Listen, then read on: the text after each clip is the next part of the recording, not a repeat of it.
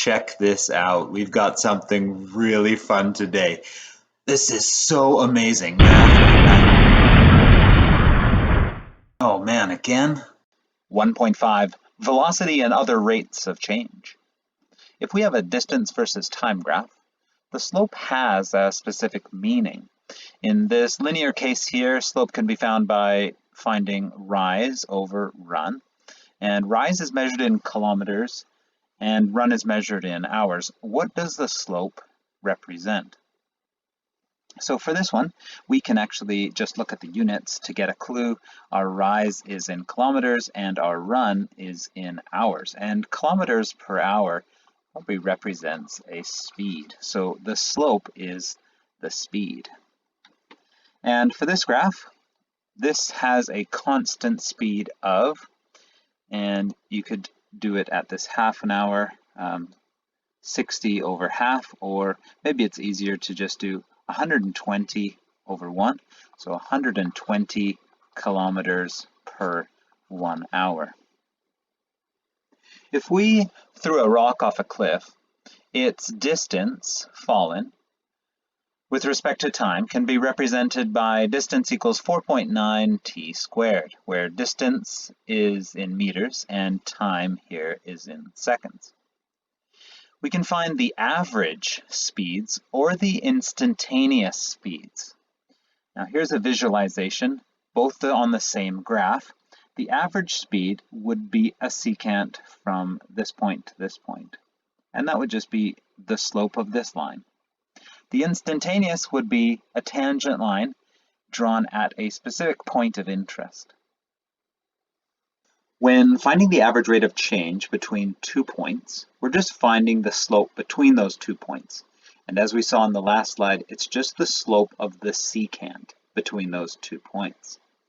And we just use our regular slope formula shown here. Question 1, find the average speed of the falling rock during the first 2 seconds of its fall. And there's our equation again. So we need the 2 points. Our starting point is 0, 0. And at 2 seconds, or t equals 2, the point would be 2, and I need to do 2 squared is 4 times 4.9. So we'll just do it right here. 4 times 4.9 is really close to 4 times 5 is 20, and then minus 0.4 is 19.6. Or you could just do it out. 4 times 9 is 36, and 19.6. Get it that way. Okay, so that would be the other point there.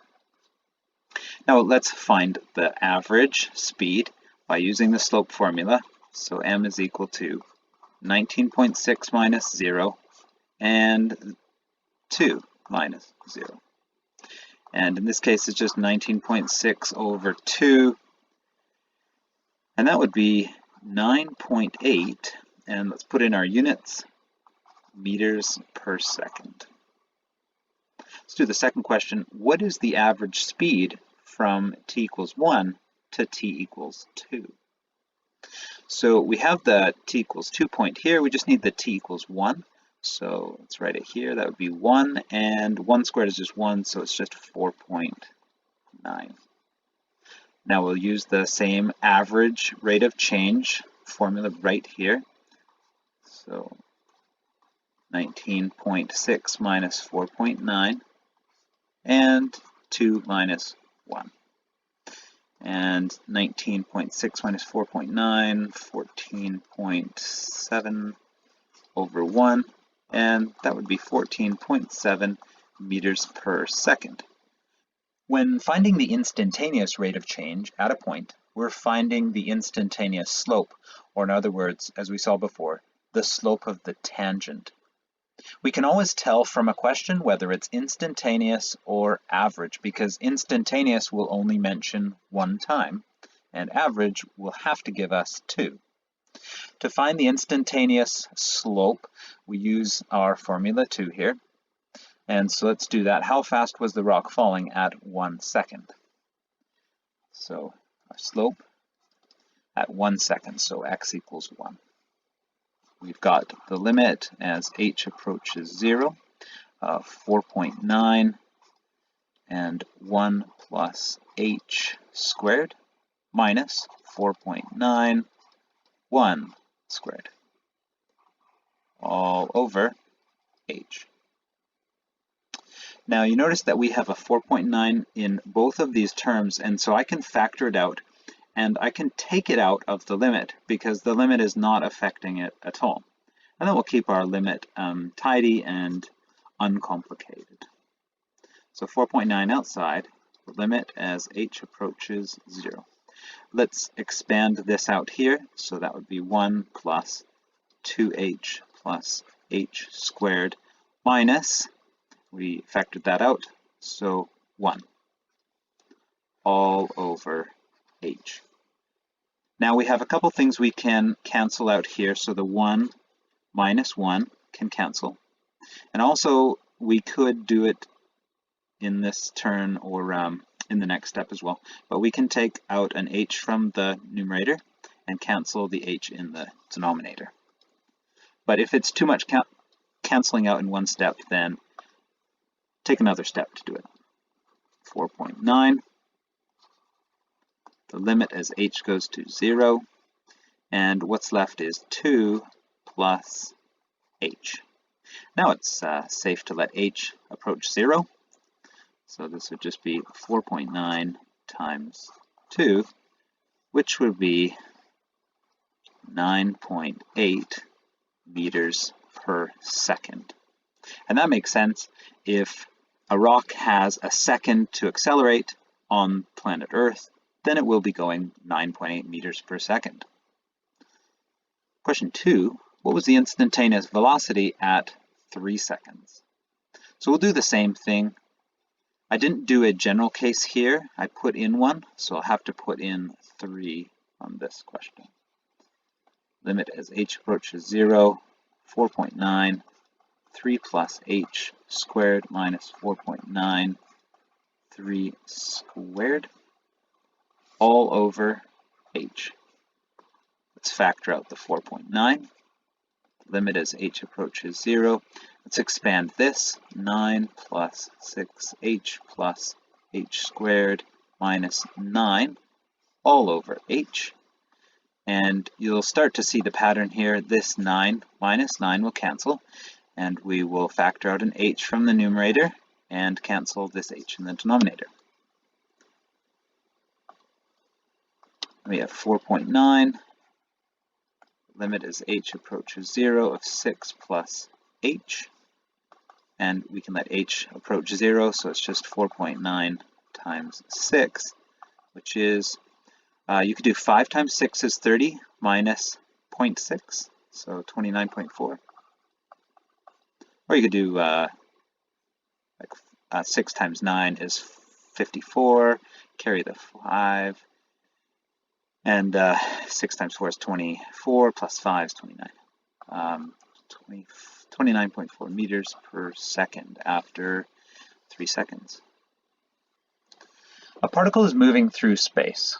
Its displacement in meters is represented by this equation. What is the particle's speed at 4 seconds? What's exciting about this is if we could ever model something using a mathematical equation, we can start to do our math on it and find out a bunch of information, anything we want to know. So the first thing we need to decide is, are we looking for the average or the instantaneous speed? We're given just one time here, so we need to find the instantaneous speed at this one instant of time. So that will be m is equal to the limit as h approaches 0 of this d at, and we're interested at 4, so I'll say 4 plus h minus d at 4 all over h. Now let's use our equation. So the limit as h approaches 0, and everywhere where there was a t, we need to replace with a 4 plus h. That's 2, 4 plus h minus. Now we need d at 4, so that would be 16 plus 8, so 24. And if you want, we could write that here. D at 4 is equal to 16 plus 8. Okay, now let's expand out the numerator here. So we've got the limit as h approaches 0 of 16 plus 8h plus h squared plus 8 plus 2h minus 24 all over h. And I hope those numbers work out in the numerator there. So I'm looking for something to cancel. 16 plus 8 is 24. So that cancels with that. And that way, all these terms have h's in them, so I can get rid of this h here. So I'll remove this one, and this one, and that will cancel out with this 1 here. And now I'm going to be left with the limit as h approaches 0 of 8 plus 2 would be 10 plus this h here that didn't get canceled out. And now we can let h approach 0, then it will take out this h, leaving us with 10. And we're doing a speed question here, and our speed is meters and seconds. A spherical balloon is being inflated. Find the average rate of change for the volume of the balloon with respect to the radius when the radius is between 3 and 9. So there's the volume of a sphere, and I also made a graph of this. You can see that as the radius increases, the volume increases more and more, and that makes sense because it's a cubic going on here.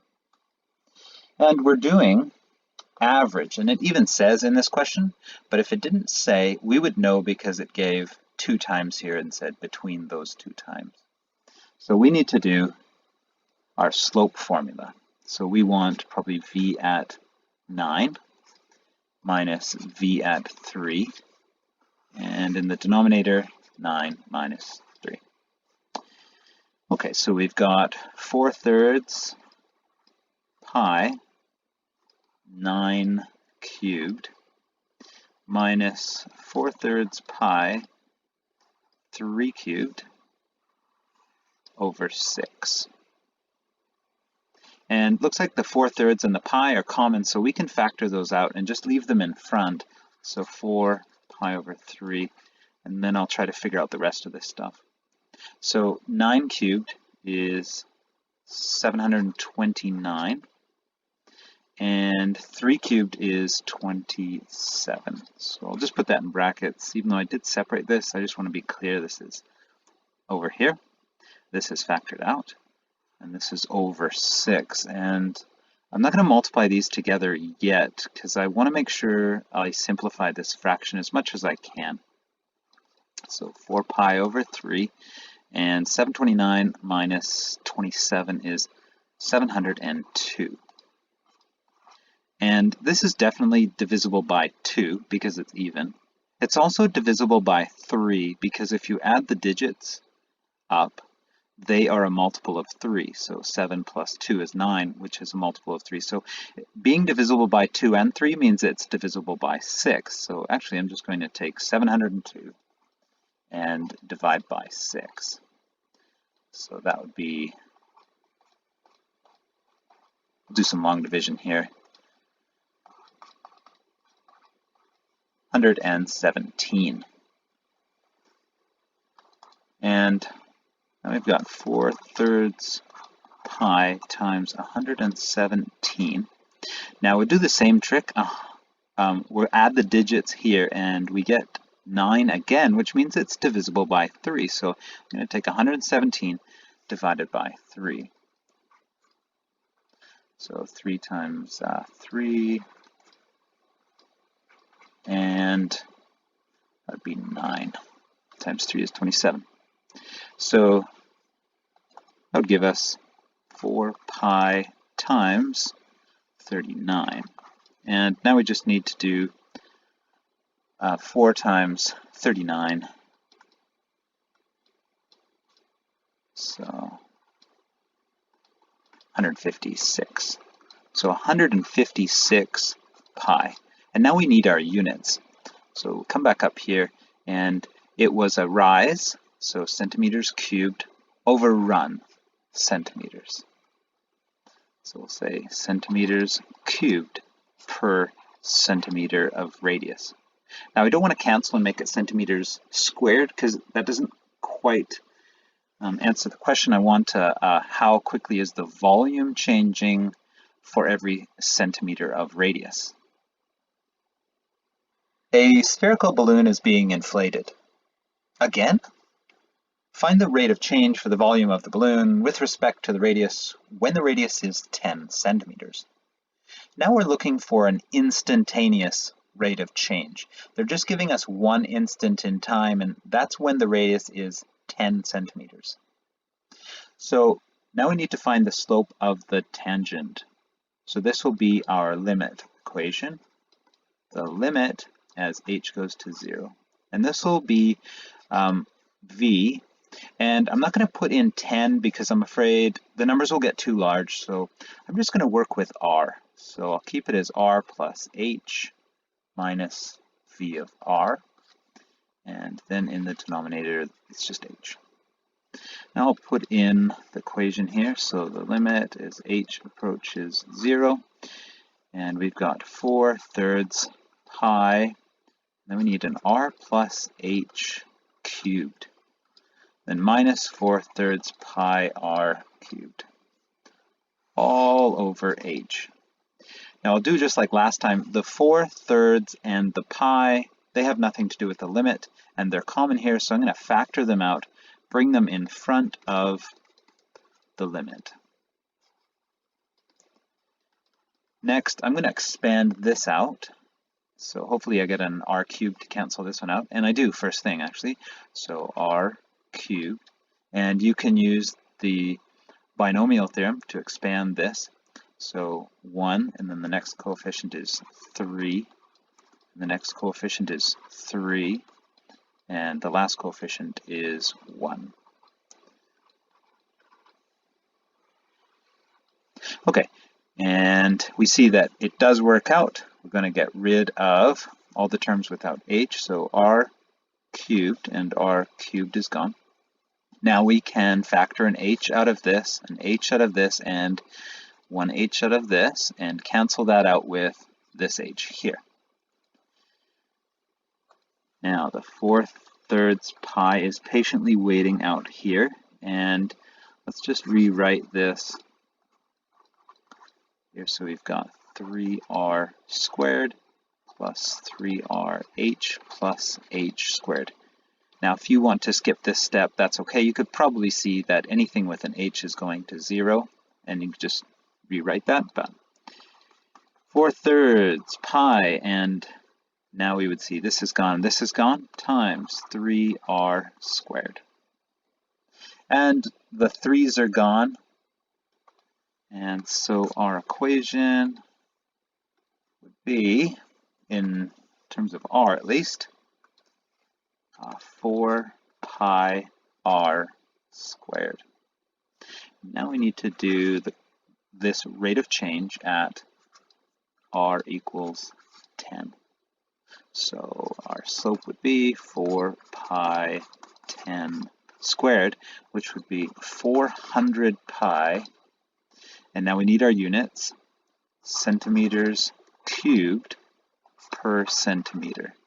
So our volume is changing at 10 centimeters at a rate of 400 pi centimeters cubed per centimeter of radius.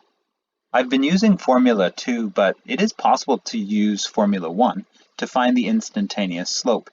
And some fun things happen when we try to do that, so let's give it a try. So we've got the limit as a approaches 10, and this would be 4/3 pi a cubed minus 4/3 pi 10 cubed over a minus 10.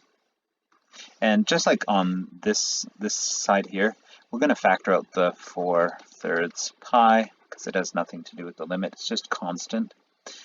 So the limit as a approaches 10. Now we have a cubed minus 1000 over a minus 10. And here's the fun thing that happens. We're going to be factoring this difference of perfect cubes. Hey!